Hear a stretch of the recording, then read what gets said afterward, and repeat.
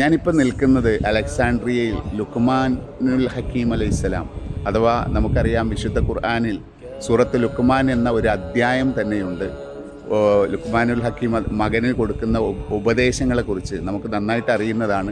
ലുക്മാനുൽ ഹക്കീം അലൈഹിസ്സലാം അന്ത്യവിശ്രമം കൊള്ളുന്നത് ഇതിൻ്റെ ഉള്ളിലാണ്. അതുപോലെ തന്നെ ദാനിയേൽ പ്രവാചകൻ, വിശുദ്ധ ഖുർആനിൽ പേരെടുത്ത് പറഞ്ഞിട്ടില്ലെങ്കിലും തൗറാത്തിലും ഇഞ്ചീലിലും ഒക്കെ പറഞ്ഞിട്ടുള്ള ദാനിയേൽ പ്രവാചകനും അന്ത്യവിശ്രമം കൊള്ളുന്നത് ഈ കെട്ടിൻ്റെ, ഈ പള്ളിയുടെ ഉള്ളിലാണ്. واشتعل الرأس شيبا ولم أكن بدعائك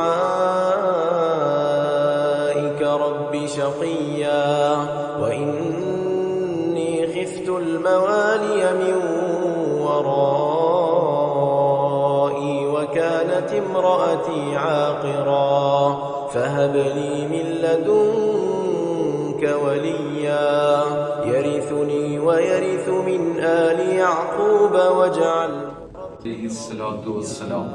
വിശുദ്ധ ഖുർആനിലെ ഒരു സൂറത്തിൻ്റെ തന്നെ പേരാണ് ലുക്മാൻ.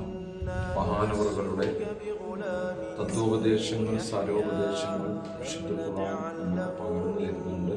അതിനെ സംബന്ധിച്ച് ഇങ്ങോട്ട് വന്ന സാഹചര്യത്തിൽ ആയത്തുകളൊക്കെ നമ്മൾ പരിചയപ്പെട്ടിരുന്നു. അതേപോലെ തന്നെ ദാനിയേൽ പ്രവാചകൻ തൗറാത്തിലും ഇഞ്ചീലിലുമൊക്കെ പരാമർശമുള്ള പ്രവാചകനാണ്. വിശുദ്ധ ഖുർആനിൽ ദാനിയേൽ പ്രവാചകന്റെ ചരിത്രം പറയുന്നില്ലെങ്കിലും നമുക്കറിയാം 25ഓളം പ്രവാചകന്മാരുമായി ബന്ധപ്പെട്ടാണ് ചരിത്രം ഖുർആനിലുള്ളത്. ധാരാളം പ്രവാചകന്മാർ, 1,24,000 പ്രവാചകന്മാരെ സമൂഹത്തെ നേർവഴിയിലേക്ക് നയിക്കുന്നതിന് വേണ്ടി അല്ലാഹു തആല നിയോഗിച്ചിട്ടുണ്ട്. അതിൽ ബനൂ ഇസ്രായേൽ സമൂഹത്തിലേക്ക് തന്നെ നിയോഗിക്കപ്പെട്ട ഒരു പ്രവാചകനാണ് ദാനിയേൽ പ്രവാചകൻ. അദ്ദേഹത്തിന്റെ അടുക്കലുമാണ് നമ്മൾ എത്തിയിരിക്കുന്നത്. الفاتحة. إياك نعبد وإياك نستعين اهدنا الصراط المستقيم صراط الذين أنعمت عليهم غير المغضوب عليهم ولا الضالين. بسم الله الرحمن الرحيم.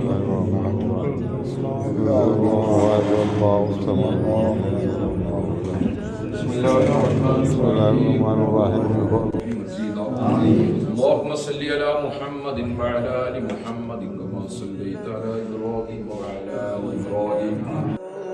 وكان تقيا وبرا